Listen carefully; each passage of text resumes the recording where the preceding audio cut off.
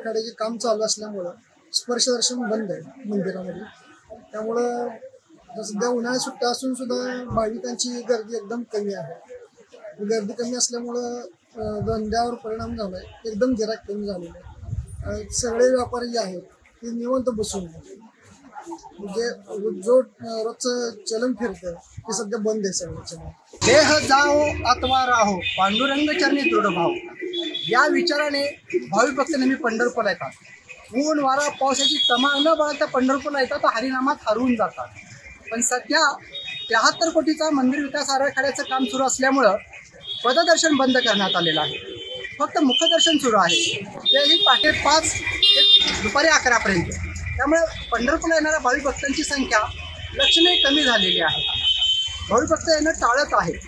उन्हाळ्यात सुद्धा पंढरपूरला येणाऱ्या भाविक भक्तांची संख्या प्रचंड असते, लक्षणीय असते।